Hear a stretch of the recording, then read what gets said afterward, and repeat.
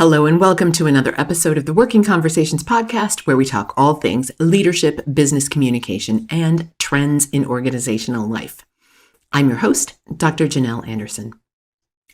Not too long ago, I was traveling for business and I had a tough decision to make: to rent an electric vehicle at my destination or not. The city that I needed to be in for my speaking engagement was not connected with a direct flight from Minneapolis, where I fly from.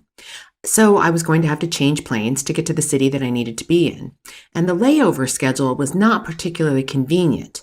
And it turned out it was much easier for me to fly into a nearby larger city on a direct flight and then rent a car and drive the 2 hours to the city that I needed to be in.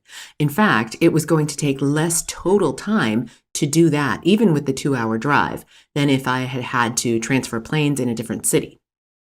Now, I typically rent cars from Hertz, and Hertz has recently begun renting electric vehicles. As somebody who is very interested in electric vehicles but doesn't happen to own one just yet, I was super excited about the possibility of renting one.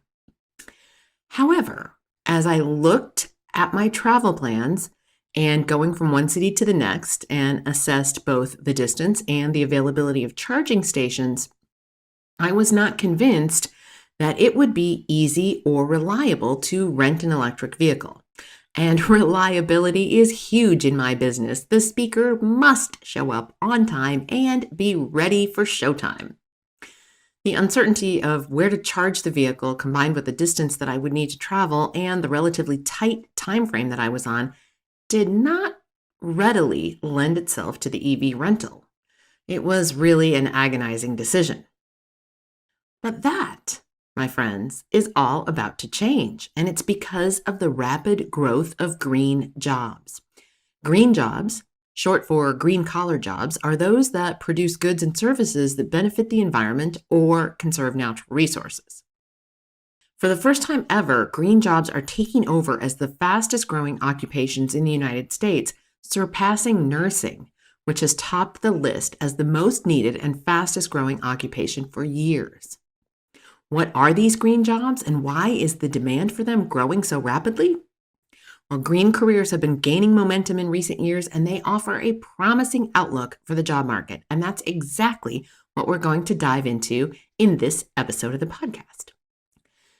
Last week, the Bureau of Labor Statistics came out with its updated list of fastest growing occupations. And the number one fastest growing occupation is wind turbine service technician, with 45% growth. Now, that is just ahead of nurse practitioners, and nurse practitioners have been in the lead of the demand for years. Now, a little bit farther down the list, but still in the top 10, is solar panel technicians with a 22% growth rate.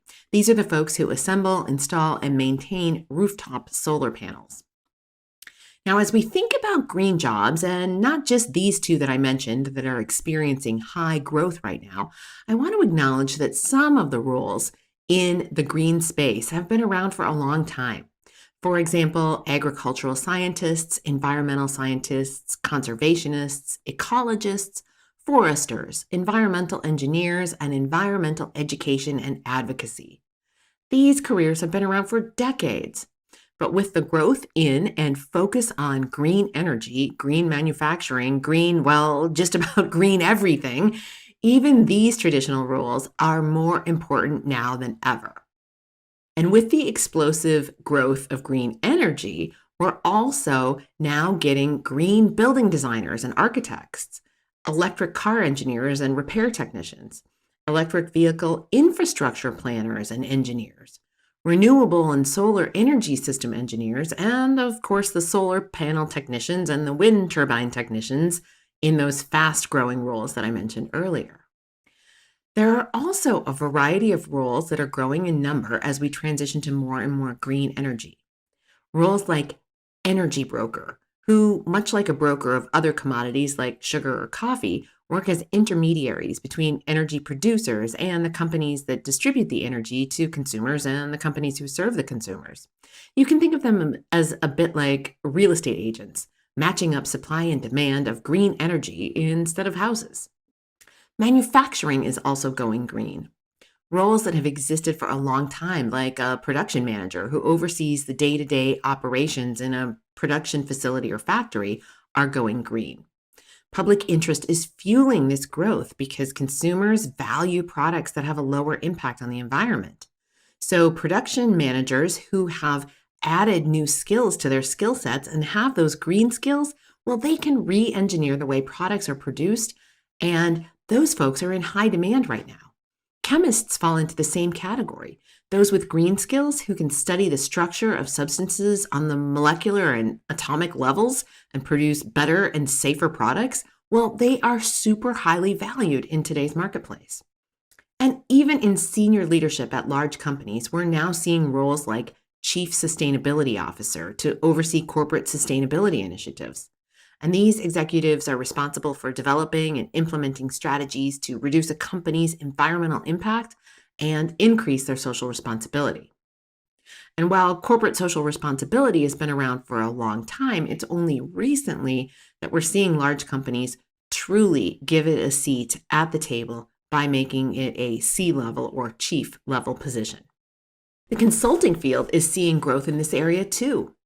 Many companies are realizing the importance of reducing their environmental footprint, but they don't have the expertise on board to do that straight away. So this has led to an increase in demand for sustainability and environmental consultants who can help companies develop and implement eco-friendly practices. Now, these consultants can conduct environmental impact assessments. They can recommend improvements in everything from product development and manufacturing to building construction and maintenance improvements.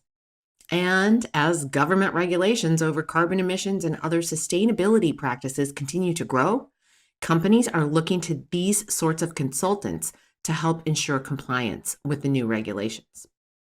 Perhaps one of the more novel new careers is that of the urban farmer.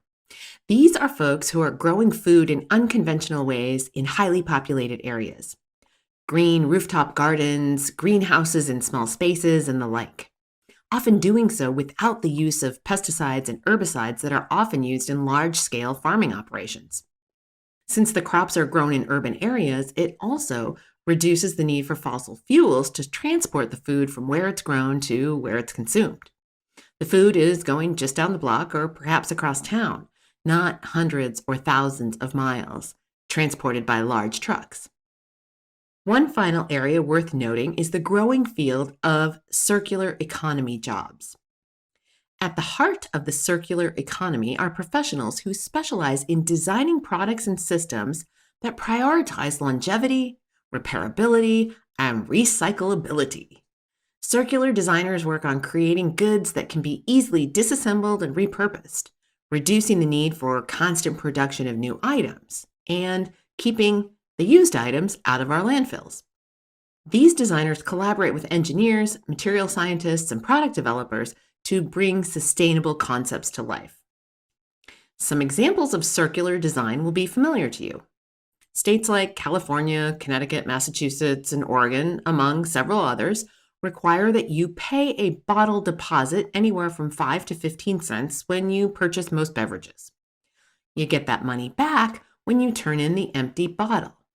You can think of it as buying the beverage while borrowing the packaging. Companies that you might not expect are taking a page from the beverage industry and experimenting with the concept. The fast food, takeaway food industry is getting into the concept. Burger King will be launching an experiment in several of its markets with reusable food and beverage packaging. Much like the bottle deposit model, a small deposit will be charged initially and then refunded when you return the plastic box or other packaging that your food came in the next time you visit the restaurant. The packaging is designed for a comprehensive cleaning done at an off-site facility and then reuse, producing a zero-waste circular loop. Adidas, the sports shoe manufacturer, is also getting in on the action. They are experimenting with footwear that you will never truly own. When you're done with the shoes, you return them. The shoes are specifically designed for Adidas to be able to more easily recycle them and turn them back into a new pair of shoes. They're made from just one material, and the pieces of the shoe are not glued together. Instead, they're assembled with high temperatures. And when you're finished wearing the shoe, Adidas takes the pair back and recycles them into another pair of the same shoe. Consumer goods are getting in on the action too. IKEA is buying back your gently used products, refurbishing them and repairing them as needed, and then reselling them to other consumers who will happily buy them at a reduced price. While many of us already do this by purchasing our IKEA furniture on Craigslist or Facebook Marketplace, this IKEA-initiated effort is a bit more like buying a used car from a dealership. The product has been reviewed, repaired, and certified for sale. This program has been around in many of IKEA's European and Asian stores for a while, and now it's being rolled out in the US at many of its stores. Buyback is available as an exclusive benefit to those who are enrolled in their customer loyalty program called IKEA Family. Resale is available to all shoppers. Just look for the Resale Hub sign inside the store. This is part of IKEA's effort to transform its business model into one that's circular and climate positive by 2030. Now, if you are in a role that could integrate green skills into your role, even and especially if it's not a role that we've already discussed as being part of the green jobs movement, for example, a project manager role or a marketing professional, I urge you to seriously consider pursuing some additional education in the green space. It will make you a more competitive candidate in the job market should you ever find yourself looking for a new position, or it will give you the edge for a promotion in your company or in making a case for a salary increase. And who doesn't want that? And if you're in the position to advise a younger person about career choices and direction, make sure you're letting them know about the rapidly growing green industry. Some of the roles that we've discussed require higher education and advanced degrees, but some of them do not. Some, like the solar panel installer, come with on-the-job training, and they're available to those with a high school education. So, from a high school education to an MBA or a PhD, there is room for all levels of education in the fast-growing green sector. It's an exciting time. From rapid job growth in relatively new green roles to new green skills that can be added to traditional job skill sets to urban farming and circular design, including sneakers that you never truly own, there are so very many impacts of the green economy and green jobs on our work lives and our consumer lives. And this is just the beginning. This is an area where we will continue to see explosive growth. As for my specific decision on that recent business travel, I decided, as you may have guessed, not to rent an electric vehicle given the distance that I had to drive and not knowing where I would find charging stations in the smaller city that I was visiting. And as I opted to not go for the electric vehicle rental, I felt it as a personal disappointment. I would have loved the chance to drive an electric vehicle for a couple of days to see if it might be a good choice for me when I'm ready to purchase my next vehicle. If my travels had been confined to one large city and my work required a car rental, I would have definitely opted in. Next time, I suppose. As the sector of green jobs continues to grow, I am confident that the decision that I faced will get easier. With more and more states expanding their environmental vehicle infrastructure and charging stations, and with national government working towards expanding the availability of charging stations as well, and of course, charging stations moving more towards standard hardware. Think of it like a universal plug, like USB-C charging cable for your phone. Well, then it will get easier and easier to travel by electric vehicle. And all of this is unfolding within the growth of green jobs as the infrastructure of not only electric vehicle charging stations grows, but also solar, wind energy, and other types of green sources of energy get built out. What will you do to make yourself more valuable and more competitive as the green careers continue to grow and expand?